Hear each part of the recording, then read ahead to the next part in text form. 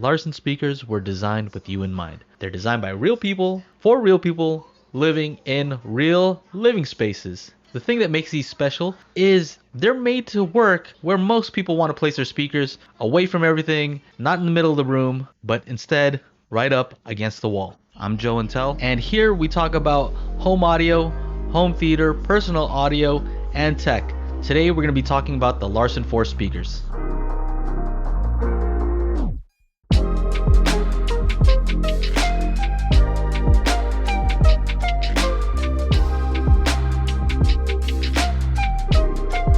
So I know these don't look like typical speakers, they look more like wooden columns, but make no mistake, these are real speakers and they're excellent. So these are handmade in a small town in Sweden called Scaling Yard with a population of 3,889 people. The fact that they're handmade is part of the reason why they cost $2,195 a pair. Now that's not a ton of money for a lot of people, but for many people, it's still an expensive speaker.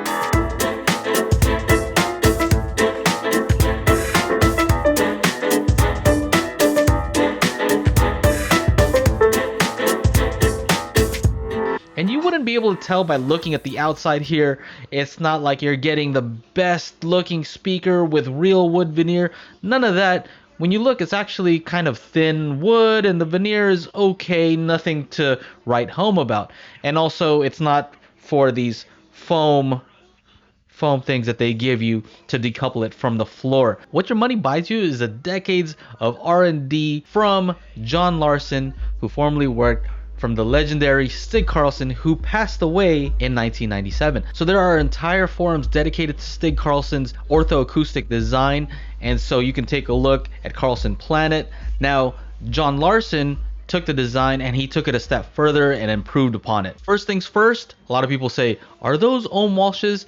Yeah, they might look the same, but they are not the same. Even the design philosophy is a little bit different when it comes to Ohm Walshes. They have a downward firing driver. Some things are the same as far as like the angle, but I think that overall the Ohm Walshes, I believe, are more of an omnidirectional speaker, where these are not omnidirectional. They actually have a direction they're supposed to point and they're supposed to hit you directly, although they are controlling the off-axis response in a different way from front firing speakers.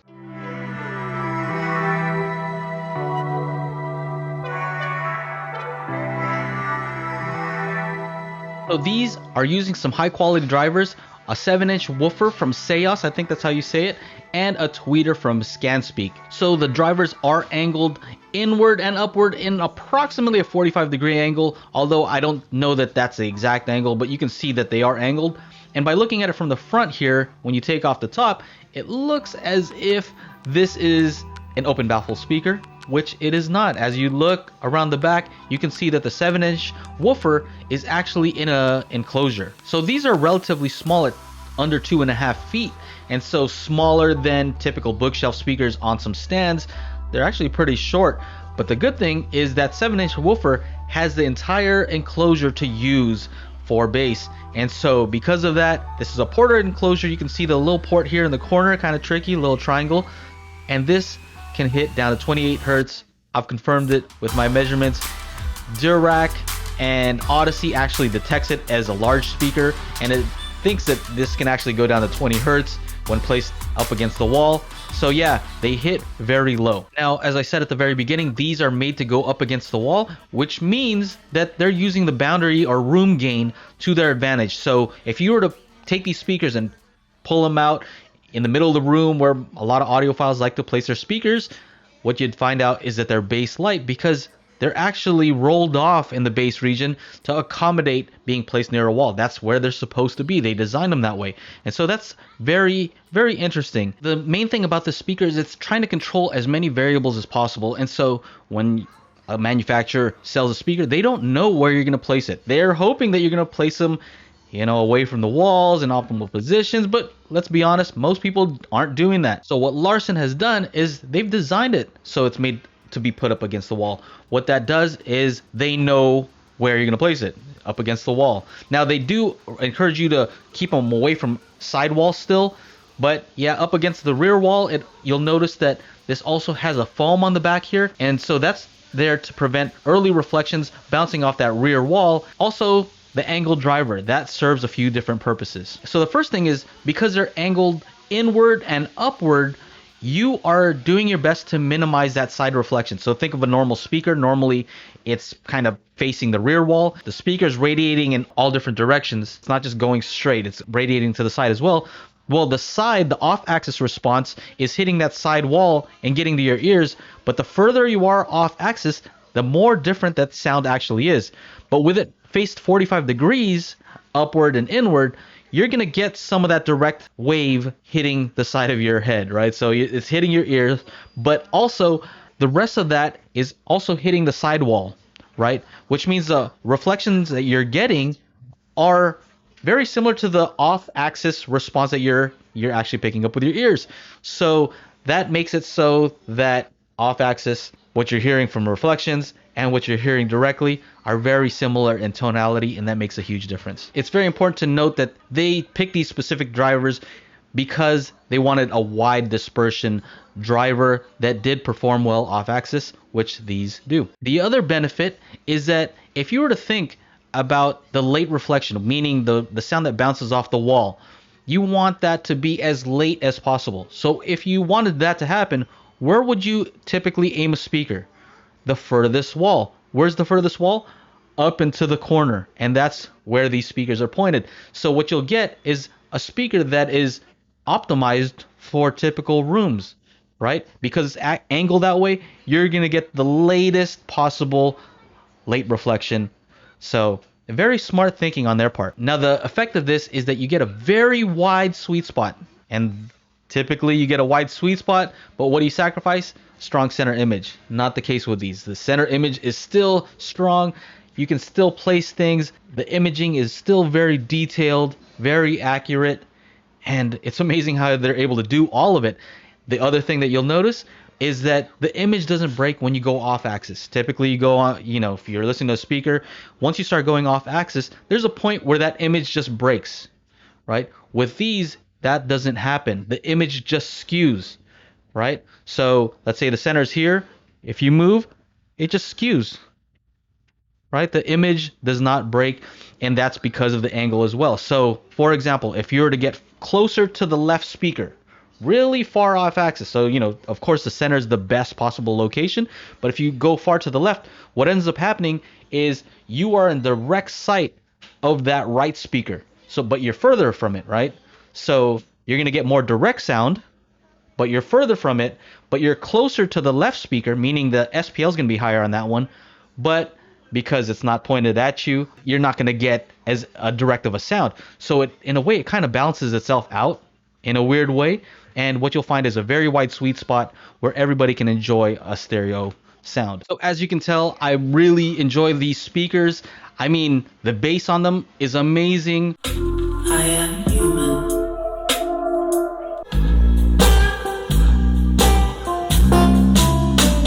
Right, 28 hertz and below in many cases. So it's amazing what these speakers are able to do. The highs are very crisp. The only place that these speakers could do a little bit better is in the mid-range. And so here's a frequency response. As you can tell, these are not perfectly flat speakers. And so I don't know if that's a design thing, if they did that on purpose or not, but just know that if you want a perfectly flat speaker, these aren't it. But to me, it was enjoyable. I just wish it had a little bit more mid-range. Vocals could sound a little bit distant. But the other thing that I've noticed, because of the directionality, because they're aimed this way, these speakers take very well to EQ, right? So if you're using an AVR that has room correction, you can equalize these to make them perform flat, and what you'll get is a flat on axis and a flat reflected sound. So you can kind of make these a perfect speaker using EQ. Of course, there's no perfect speaker, but from my experience, I found that I was able to use Dirac on this T778 to really tune these to my liking, and it still sounded natural. So I'm going to go ahead and put these on the speaker leaderboard. I'm just going to give you a heads up. They're at the very top. All right, so it's always good to be back here at the speaker leaderboard.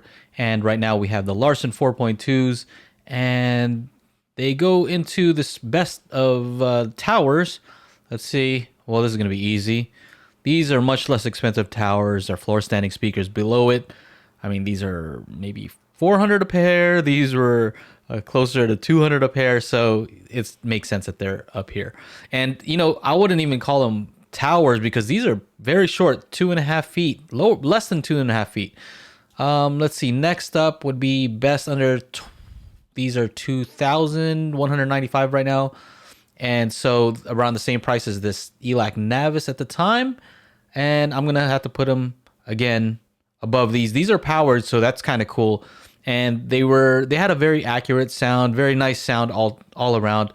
And so if you're into that sort of thing, you need powered speakers, then yeah, these Navis are great. But for me, I just like all of the things that these Larsens do with regards to how they interact with the room and the fact that they hit so low. Hey, so last but not least is best overall sound quality regardless of price. And so the Dentons have been up here for a very long time because they had a lot of bass. They weren't overly big. They looked very nice. They had real wood veneer. Great speaker, but you know what? These have to be up here. I mean, it doesn't make sense for them to not be above these. These I think sold for about $1,000 a pair. And so this is twice the price. It kind of makes sense. No surprise there. Larsen 4.2s are on top. Now, the only problem now is that I like the way these speakers sound so much that I wish my whole home theater was comprised of these speakers. I just like the drivers that they're using. I think it sounds very good together.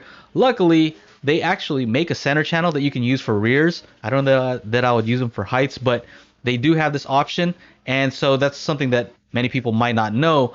I am interested in setting an entire Larsen speaker setup for my home theater. Here's a speaker that I really enjoy, but I don't think very many people know about it. I feel like this is a small company that I wish had more exposure because honestly, these are the best sounding speakers that I've ever heard in my rooms because my rooms are not perfect. They're far from perfect. And so I've placed them in different locations. And I made a video comparing this to a different speaker in just pretty much a nasty situation. And a lot of people like the way that these sounded because of their characteristics. Now, again, the better that you place these, you know, away from stuff that's on the sides, the better they're going to sound. But still, I think that these are the best speakers. Well, they are. They're the best speakers that I've heard in my room.